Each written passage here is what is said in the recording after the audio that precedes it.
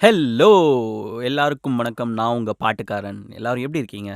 சந்தோஷமா இருக்கீங்கன்னு நம்புறேன். சேஃபா இருக்கீங்கன்னு நம்புறேன். ரொம்ப மாசம் ஆச்சு. ஆக்சுவலா 2 மாசம் ஆயிடுச்சுன்னு நெனைக்கிறேன். லாஸ்ட்டா வந்து யுவன் பர்த்டேக்கு ஒரு பாட்காஸ்ட் பண்ணேன். அதுக்கப்புறம் அதீத வேலைப்பளு. அதனால் பாட்காஸ்ட் பண்ண முடியல. மன்னிச்சுக்கோங்க. நெறைய பேர் மெசேஜ் பண்ணியிருந்தீங்க. நெறைய பேர் போஸ்ட்லலாம் கமெண்ட் பண்ணியிருந்தீங்க. அடுத்த பாட்காஸ்ட் பற்றி கேட்டு. ஸோ நானே பயங்கர கில்ட்டியாக ஃபீல் பண்ணி இதுக்கு மேலே டிலே பண்ணக்கூடாது. ஏன்னா டூ மச்சாக தான் இருக்கும். பட் படிக்காதவன் படத்தில் தனுஷ் ஒரு டைலாக் சொல்லுவார், என்னையே தலைவன் ஏற்றுக்கிட்ட ஒரு கூட்டம் இருக்குது அப்படின்னு சொல்லிட்டு. அந்த கூட்டம் பெருசோ சிறுசோ நீங்கள் எல்லாம் கேட்குறதே எனக்கு ரொம்ப சந்தோஷமாக இருக்குது, ரொம்ப நெகிழ்ச்சியாக இருக்குது. நிறைய ஒருத்தர் மெசேஜ் அனுப்பிச்சிருந்தாரு, என்னோடய எல்லா பாட்காஸ்ட்டையும் 3 தடவை கேட்டிருக்கேன் அப்படின்னாரு. அவர் எக்ஸாகரேட் பண்ணுறாரான்னு தெரியல, பட் அப்படி சொல்கிறதுக்கும் ஒரு மனசு வேணும். அதற்கு ரொம்ப நன்றி. இந்த பாட்காஸ்ட் பற்றி பேசுறதுக்கு முன்னாடி ஆக்சுவலாக நாளைக்கு வந்து, அதாவது இன்றைக்கி தேதி வந்து 28 அக்டோபர், நாளைக்கு 29வது அக்டோபர். அது வந்து கவிஞர் வாலியோட பிறந்தநாள். அதனால் இந்த பாட்காஸ்ட்டா அப்படின்னு கேட்டிங்கன்னா நிச்சயமாக இல்லை. இது வந்து முன்னாடியே யோசித்தேன் இந்த ஆல்பம் பற்றி பேசணும் அப்படின்னு சொல்லிட்டு. அதை வந்து இன்றைக்கி நைட்டு, இப்போ மணி ஒரு 10 ஆகுது, 10:30க்கு ஒரு ஸ்டுடியோவில் உட்காந்து நான் பேசிகிட்டு இருக்கேன். இன்றைக்கி வந்து நம்ம எந்த ஆல்பம் பற்றி பேச போகிறோம்னா, ரஹ்மான் மியூசிக்கில் வந்து காதலர் தினம். காதலர் தினம் வந்து 99 நினைக்கிறேன். நான் வந்து 3ர்டோ 4த்தோ படிச்சுட்டு இருந்த டைமு. அப்போ வந்து ஒரு ஆல்பம் பயங்கர ரேஜ். இந்த ஆல்பம்னாலே எல்லா பக்கமும் இந்த படத்தோட பாட்டு தான் கேட்டுட்ருக்கோம். அந்த மாதிரி ஒரு ரேஜ் இந்த ஆல்பம்க்கு இருக்குது. இன்னும் நல்லா ஞாபகம் இருக்குது, அந்த டைமில் வந்து எங்கள் வீட்டில் ஒரு கல்யாண கேசட்டில் இந்த ஆல்பமில் இருக்கிற ஒரு 3-4 பாட்டு இருக்கும். ஸோ அந்தளவுக்கு ஒரு பெரிய ஹிட்டு. இதில் இத்தனைக்கும் அது ஒரு கல்யாண சாங் இருக்குது. அந்த கல்யாண சாங் பார்த்திங்கன்னா அது கொஞ்சம் சோகமாக இருக்கும். அதை தவிர மற்ற எல்லா சாங்குமே அந்த ஆல்பமில் இருக்கும். ஸோ அந்த மாதிரியான ஒரு ஹிட் ஆல்பம். காதலர் தினம் பற்றி சொல்லணுன்னா, இந்த படத்தோட டைரக்டர் வந்து கதிருக்கு வந்து இது இதயம் உழவன், காதல் தேசம், காதலர் தினம் 4வது படம். இது ஆக்சுவலாக 4வது படம். 3வது படம் வித் ரஹ்மான். அவரோட ஃபஸ்ட் படம் இதயம் வந்து உங்களுக்கே தெரியும், இளையராஜா சார். ஆல்பமே ஹிட்டு, படமும் பெரிய ஹிட்டு. அப்படியெல்லாம் இருந்தாலும் அவரோட அடுத்த படம் உழவன், ரஹ்மான் வச்சு. அதுலேயும் பாட்டெல்லாம் செம்மையாக இருக்கும். காதல் தேசம், அதுவும் பாட்டெல்லாம் பயங்கரமாக இருக்கும். அவரோட காம்பினேஷன் வித் மியூசிக் டைரக்டர்ஸ் பார்த்திங்கன்னா பயங்கரமாக இருந்திருக்கு. இளையராஜா கூடவா இருக்கட்டும், ரஹ்மான் கூடவா இருக்கட்டும், சார்ட் பஸ்டர்ஸ் தான் வாங்கியிருக்காரு. ஆல்சோ காதலர் தினம் வந்து அந்த டைமுக்கு வந்து எனக்கு தெரிஞ்சு அப்போ டைட்டானிக் வந்துருந்துச்சுன்னு நினைக்கிறேன். டைட்டானிக் வந்து ஐ திங்க் 97, இந்த படம் 98 வந்துச்சு. ஸோ படத்தோட லீட் கேரக்டர் குணாலோட ஹேர் ஸ்டைல் பார்த்திங்கன்னா டைட்டானிக் ஹீரோ மாதிரி வச்சுருப்பாங்க. கவுண்டமணிக்கும் டைட்டானிக் ஹீரோ மாதிரியான ஹேர் ஸ்டைல் இருக்கும். ஸோ அந்த டைமுக்கு அந்த படம் வந்து ஒரு பயங்கர ஒரு போஸ்ட் மாடர்னான ஃபிலிம். இன்டர்நெட் கஃபே சென்டர்ஸ் பற்றி அந்த படத்தில் தான் எனக்கு தெரிஞ்சு தமிழ் சினிமாவில் ஃபர்ஸ்ட்டு ஒருத்தவங்க வந்து ரிஜிஸ்டர் பண்ணியிருப்பாங்க. அது மட்டும் இல்லாமல் ஃபேக் ஐடிஸ், உங்களுக்கே தெரியும், பிரியா ஸ்வீட்டி, பிரியா ஹனி, அந்த மாதிரியான ஃபேக் ஐடிஸ் இருக்கிற பெண்கள் ப்ரொஃபைல்ஸ் பற்றி வந்து அந்த படத்துலேயே பயங்கரமாக பதிவு செஞ்சுருப்பாங்க. ஸோ அதனாலேயே அந்த படம் வந்து ரொம்ப ஒரு போஸ்ட் மாடர்னான ஃபிலிம். அந்த டைமில் அது நமக்கு ரொம்ப ஒரு ஆச்சரியத்தை கொடுத்த விஷயம். அது வந்து நமக்கு ஒரு வியப்பை கொடுத்த விஷயம்னு கண்டிப்பாக நம்ம ஒத்துக்கிட்டு தான் ஆகணும். ஏன்னா அந்த டைமுக்கு வந்து நமக்கு ஒன்றுமே தெரியாது. நமக்கு ஒரு புது வேர்ல்டு அது ஓப்பன் பண்ணிச்சு. ஆன்லைனில் டேட் பண்ணலாம், சேட் பண்ணலாம், இந்த மாதிரியான விஷயங்கள்லாம் இருக்கிறது வந்து அப்போ யாருக்குமே தெரியாது. ஆக்சுவலாக அந்த டைமில் பெருசாக ஒன்றும் இன்டர்நெட் பெனிட்ரேஷனும் கிடையாது, சென்னையாகவே இருக்கட்டும். அந்த மாதிரி ஒரு டைமில் இந்த மாதிரி ஒரு படத்தில் இந்த மாதிரி அதை சுற்றியே ஒரு பிளாட் வச்சு அதை சுற்றியே ஒரு படம் பண்ணது வந்து பெரிய விஷயம். ஸோ இந்த படத்தில் இருக்க 6 பாடல்களுமே பார்த்திங்கன்னா கவிஞர் வாலி எழுதுனது. ஸோ அதனாலேயே இந்த எபிசோட் கொஞ்சம் ஸ்பெஷல் ஆயிடுச்சு. நாளைக்கு இதை ரிலீஸ் பண்ணிடுவேன்னு நினைக்கிறேன். அப்படி ரிலீஸ் பண்ணுறேன்னா அது வாலி சாரோட பிறந்தநாளில் வர ஒரு பாட்காஸ்ட் இது. 6 பாட்டுமே வேறு லெவல். இப்போது ரஹ்மானோட ஆல்பம்ஸில் பார்த்திங்கன்னா ரோஜா, ராக் ஸ்டார், ரிதம், இந்த மாதிரியான ஆல்பம்ஸ்லாம் நான் எந்த பாட்டுமே ஸ்கிப் பண்ண மாட்டேன். ஒரு சாங் ப்ளே ஆகுதுன்னா அந்த ஆல்பம் த்ரூ அவுட் கேட்டுருவேன். கேட்டு முடிச்சுட்டு அது ரிப்பீட்டில் கேட்கறதுக்கான சான்சஸும் இருக்குது, இல்லை வேறு ஒரு ஆல்பம் போகிறதுக்கான வாய்ப்புகளும் இருக்குது. அந்த மாதிரி பார்த்திங்கன்னா காதலர் தினம் வந்து என்னோடய ஒரு ஆல் டைம் ஃபேவரேட் ஒரு ஆல்பம். எந்த இடத்துலையுமே நான் வந்து இந்த ஆல்பத்தை விட்டு கொடுத்ததே கிடையாது. ஃப்ரெண்ட்ஸ் கூட பேசும்போது கூட காதல் எழுதுன மாதிரி ஒரு ஆல்பம் வந்து ரஹ்மான் இப்போ கூட பண்ண முடியாது. அப்படி ஒரு ஆல்பம் அது. Golden period. அப்படிலாம் பயங்கரமாக வாக்குவாதம்லாம் பண்ணியிருக்கேன். ஸோ அந்த மாதிரி அந்த அளவுக்கு எனக்கு ரொம்ப ரொம்ப பிடிச்ச ஆல்பம். படம் கூட இப்போ அடிக்கடி கேடிவியில் போடுவாங்க. ஃப்ரீயாக இருந்தீங்க, ரொம்ப போர் அடிக்குது அப்படின்னா நீங்கள் பாருங்கள். மியூசிக்காக மட்டுமே நீங்கள் அந்த படத்தை பார்க்கலாம் தாராளமாக. எந்த ரெக்ரெட்ஸும் இருக்காது உங்களுக்கு நீங்கள் படம் பார்த்து முடிக்கும்போது. அப்படி ஒரு இது படம். ஸோ இந்த படத்தில் இருக்கிற ஃபர்ஸ்ட் சாங் பற்றி பார்க்கலாம். முதல் பாடல் வந்து ஆல்பமில் தாண்டியா ஆட்டமும் ஆட. தாண்டியா ஆட்டமும் ஆட வந்து ஒரு பயங்கரமான தாண்டியா சாங்கு. அந்த சாங் நீங்கள் கேட்கும்போது உன்னிமேனனோட வாய்ஸ் வந்து சும்மா தனிச்சு கேட்கும். கணீர்னு இருக்கும். பயங்கர டிஸ்டிங்க்டான வாய்ஸ் அவருது. அவரும் வந்து அதுக்கப்புறம் ஃபீமேல் வாய்ஸ் வந்து கவிதா கிருஷ்ணமூர்த்தி அண்ட் இன்னொரு மேல் வோக்கலிஸ்ட் எம்ஜி ஸ்ரீகுமார். இவங்க 3 பேருமே அந்த பாட்டு பாடியிருப்பாங்க. அந்த சாங் வந்து ஆல்மோஸ்ட் 7 நிமிஷம் அந்த பாட்டு. ஐ திங்க் 6:58 6:59 சம்திங் அந்த அளவுக்கு வரும். பட் அந்த சாங் வந்து துளி கூட போர் அடிக்காது. இப்போ வந்து ஒரு பாட்டு ஒரு 2 நிமிஷம் 3 நிமிஷம் போகிறதுக்குள்ளேயே எப்படா முடிப்பீங்க அப்படி இருக்குது. அவ்வளோ இறைச்சலா ஒரு மாதிரி இரிட்டேட்டடாக ஃபீல் பண்ண வைக்கிறது அந்த மாதிரியான சாங்ஸ் இருக்குது. பட் அப்போல்லாம் வந்து ராஜா ரஹ்மான் இவன்லாம் வந்து 7 நிமிஷத்துக்குலாம் பாட்டு பண்ணியிருக்காங்க. 7 நிமிஷம் பாட்டை நம்ம அமைதியாக கேட்டிருக்கோம். ஸோ அந்த மாதிரியான ஒரு சாங் வந்து தாண்டியா ஆட்டமும் ஆட. அந்த சாங் ஃபர்ஸ்ட் டைம் பார்க்கும்போது எனக்கு தாண்டியான்ற கல்ச்சர் அந்த மாதிரி எனக்கு ஒரு கல்ச்சரே தெரியாது. அந்த சாங் பார்க்கும்போது ஓகே இப்படி ஆடுவாங்க போல். அதுக்கப்புறம் தான் தெரியும் ஓகே குஜராத்தில் இந்த மாதிரி ஒரு ஃபெஸ்டிவல் இருக்குது. ஓகே குஜராத்தில் தான் தாண்டி ஆடுவாங்க. அது தசரா டைமில் தான் அந்த இது இருக்கும் அப்படின்னு சொல்லிட்டு. ஸோ சாங்ஸ் வந்து வெறும் சாங்கோடு இல்லாமல் அந்த சாங்லேருந்து நமக்கு டேக்அவே நிறையா இருக்கும்.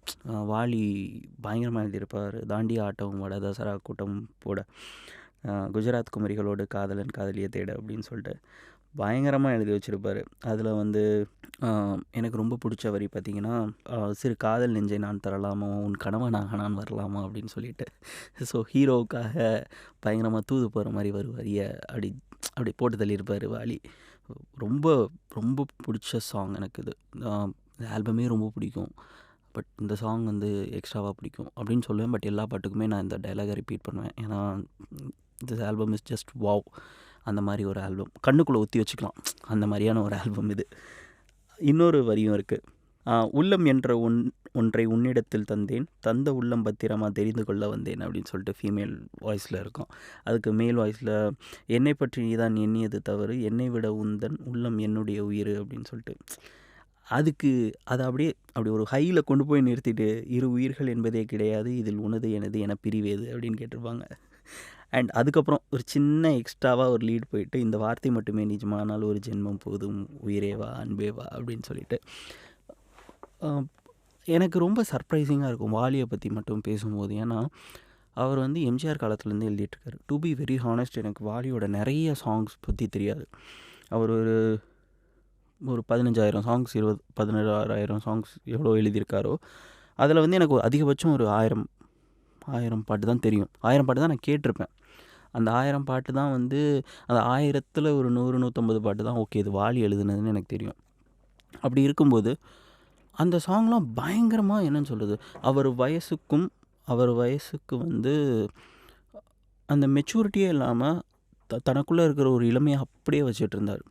அவர் இறக்குறதுக்கு முன்னாடி வரைக்கும் அவர் பிரியாணியில் எழுதின மிசிசிப்பி நதி இது வரைக்கும் பயங்கர ஒரு யூத்ஃபுல்லாக, பயங்கர சாமாக, பயங்கர என்னன்னு சொல்கிறது, இன்றைக்கி கரண்ட்டில் என்ன ட்ரெண்டிங்காக இருக்குது, இன்றைக்கி கரண்ட்டில் யங்ஸ்டர்ஸ் என்ன மாதிரியான வேர்ட்ஸ் யூஸ் பண்ணுறாங்க, ஸோ அது எல்லாத்தையுமே வரிகளில் வச்சு பண்ணுறதுல அவர் மாதிரி யாருமே கிடையாது. அவர் தான் தக்கு. ஸோ அது மட்டும் வாலிட்ட எனக்கு ரொம்ப பிடிச்ச குவாலிட்டி. அவர் வந்து அவர் அப்டேட் பண்ணிக்கிட்டே இருந்திருக்காரு. இல்லைனா எம்ஜிஆர்லேருந்து அதர்வா வரைக்கும், கார்த்தி வரைக்கும் அவ்வளோ அத்தனை பேர்கிட்ட அத்தனை வெரைட்டி, அத்தனை மியூசிக் டைரக்டர்ஸ்ட்டு ஒர்க் பண்ணுறது வந்து அவ்வளோ கஷ்டமான வேலை. அப்டேட் ஒரு ஆர்டிஸ்ட் என்னைக்கு நான் பண்ணுறது போதும், நான் என்னை மாற்றிக்க மாட்டேன், நான் இப்படியே தான் இருப்பேன், என்னை பிடிச்சிக்கோன்னு இருக்கிறது வந்து எனக்கு அது எந்த வகையில் சரின்னு தெரியலை. அது மேபி சரியாக இருக்கலாம், அது தப்பாகவும் இருக்கலாம். ஆனால் ஒரு ஆர்டிஸ்ட் தன்னை வந்து தயார்படுத்திக்கிறான். இன்றைக்கி இவங்க இதை கேட்குறாங்க, இதை நம்ம இவங்களுக்கு பண்ணுவோன்னு நினைக்கிறது வந்து என்னை பொறுத்த வரைக்கும் ஒரு மிகப்பெரிய குவாலிட்டி. ஏன்னா ஒரு ஆர்டிஸ்ட்டாக இருக்கும்போது எனக்கு ஒரு ஃபாலோயிங் இருக்குது, எனக்கு ஒரு பேர் இருக்குது, எனக்கு நான் கேட்குற சம்பளம் கொடுக்குறாங்க, நான் எதுக்கு என்னோடய கம்ஃபர்ட் ஜோனை விட்டு வெளில போகணும் அப்படியெல்லாம் ஒரு நினைக்காம, ஒரு ஈகோ இல்லாமல், ஓகே இன்றைக்கி இந்த பசங்க இதுதான் கேட்குறாங்க, இதை பண்ணிடுவோம். ஸோ அந்த ஒரு ஜோனில் இருக்கிறது வந்து ஒரு மிகப்பெரிய குவாலிட்டி. அது வாலிட்ட வேறு லெவல். அவர் ஈவன் எதிர்நீச்சலடி சாங் கூட நீங்கள் கேட்டிருப்பீங்க. அது இப்போ 2013-14 வந்திருக்கும். 13-14 கூட இல்லை, 12-13 வந்திருக்கும். அப்போ வரைக்கும் அந்த ஆள் பயங்கர டே டு டே அப்டேட்டடாக இருக்கார். ஸோ அது மிகப்பெரிய quality. Hats off to you Vaali sir, you are really missed. So ஆல்பமில் அடுத்த பாட்டு வந்து என்ன விலை அழகே. என்ன விலை அழகே வந்து பார்த்திங்கன்னா அப்படியே ஒரு ப்ரீஸியாக ஸ்டார்ட் பண்ணும். அந்த இன்டர்லூட்ஸ் வந்து கேட்கும்போதே ஒரு மைல்டு வயலின் டோனோட அப்படியே ஹை ஆகும். அந்த பாட்டில் இருக்கிற ஒவ்வொரு வரியும் அநியாயத்துக்கு அழகாக இருக்கும், அநியாயத்துக்கு கவிதையாக இருக்கும். என்ன விலை அழகே, சொன்ன விலைக்கு வாங்க வருவேன், இல்லை உயிர் என்றாலும் தருவேன், இந்த அழகை கண்டு வியந்து போகிறேன், ஒரு மொழி இல்லாமல் மௌனமாகிறேன் அப்படின்னு சொல்லிட்டு. ஸோ வேறு லெவலில் சாங் அது.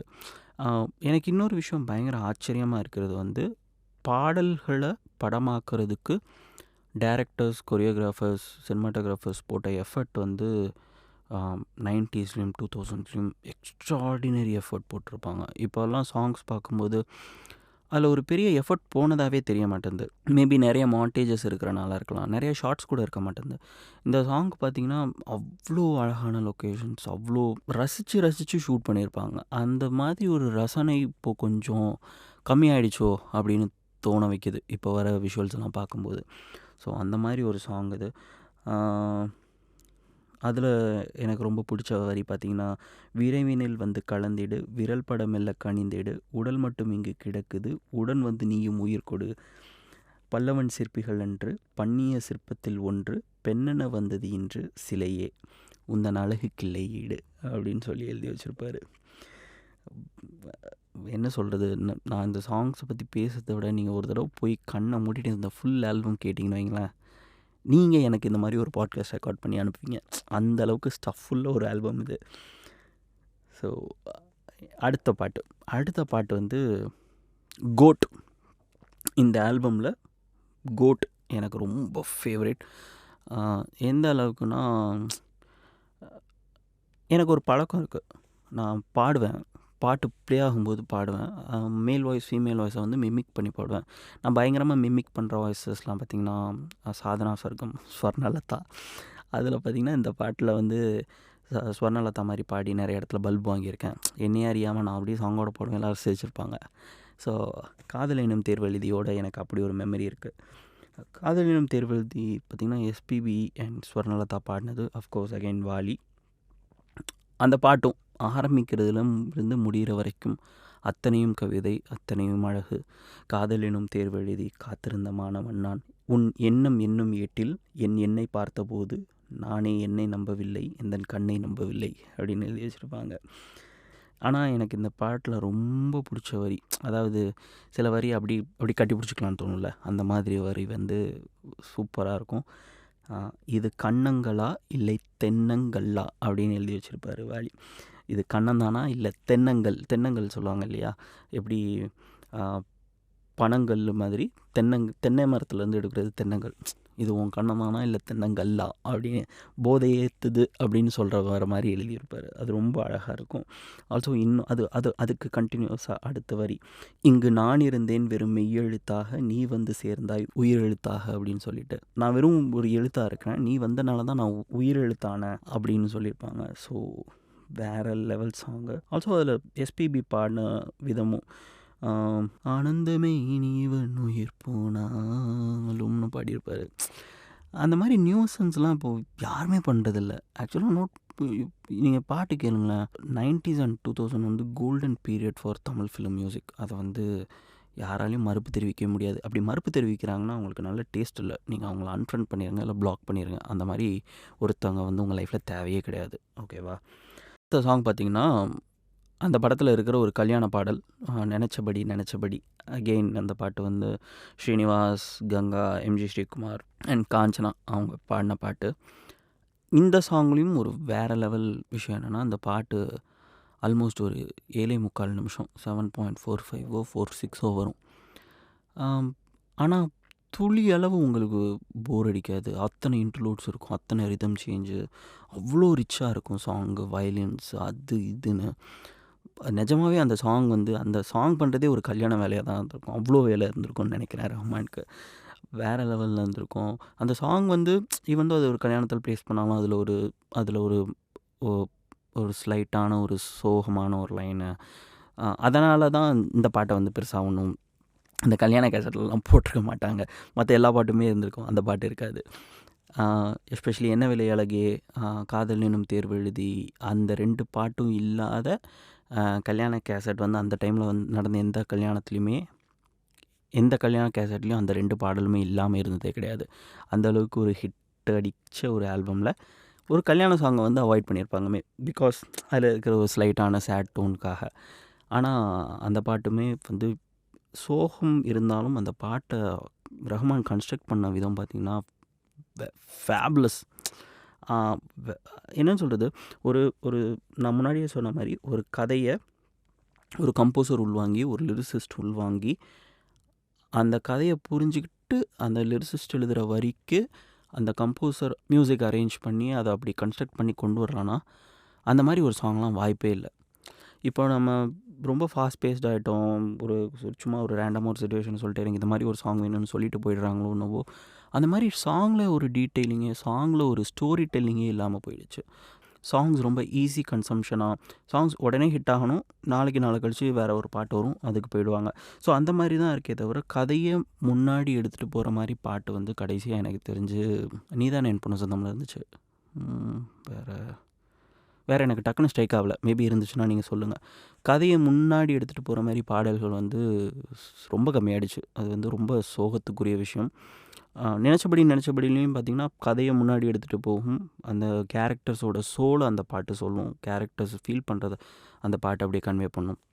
அதெல்லாம் தாண்டி நீங்கள் படத்தில் பார்க்கும்போது அதெல்லாம் கன்வே பண்ணுது ஓகே. பட் ஆல்பமாக கேட்கும்போதுமே உங்களுக்கு ஒரு ஃபீலிங் அது டிரான்ஸ்போர்ட் பண்ணுதுன்னா அது என்ன மாதிரியான ஒரு ஆர்ட் ஃபார்மாக இருக்க முடியும்? ஒரு ஆர்ட் ஃபார்ம்ங்கிறது உங்களை டச் பண்ணணும், இல்லை டிஸ்டர்ப் பண்ணணும். ரெண்டுமே பண்ணிச்சுன்னா ரொம்ப சந்தோஷம். அந்த மாதிரி ஒரு விஷயமாக தான் அப்போ இருந்த பாடல்கள் இருந்திருக்கு.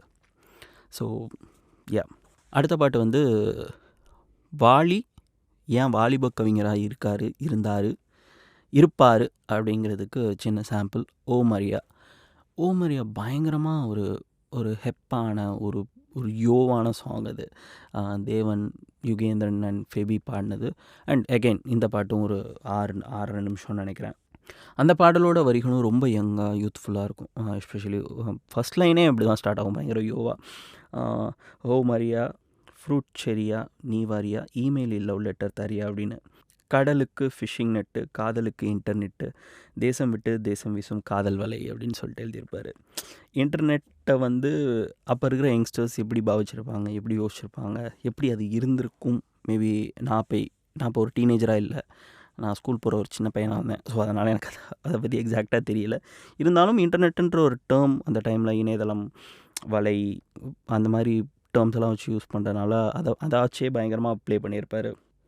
கட்டளைக்கு ஒரு பட்டியலிட்டு காட்டுது இன்டர்நெட்டு, மனசை விட்டு மவுசை தட்டு மாட்டிடும் 18 அப்படின்னு சொல்லி எழுதியிருப்பார். ஆல்சோ இன்டர்நெட்டை வச்சு இருக்கிற பாசிபிலிட்டிஸ் எல்லாமே அதில் என்ன இருக்கும். இறக்கை எதற்கு பறந்தோடலாம், இருக்கும் இடத்தை மறந்தாடலாம், கம்ப்யூட்டரில் காதல் செய்யும் காலமினி அப்படின்னு சொல்லிட்டுலாம் இருக்கும். ஸோ அதனால தான் வந்து அவர் வாலிப கவிஞர். அந்த பாட்டு எழுதும்போது அவருக்கு ஈஸியாக 50+ இருந்திருக்கும்.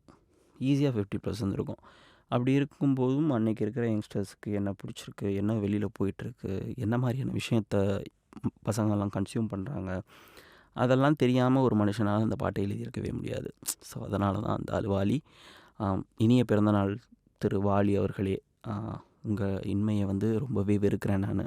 ஸோ அடுத்த பாட்டு வந்து கைண்ட் ஆஃப் சோகப்பாட்டு தான் இல்லை, சோகப்பாட்டு தான். ரோஜா ரோஜா, உன்னிகிருஷ்ணன் பாடின பாட்டு.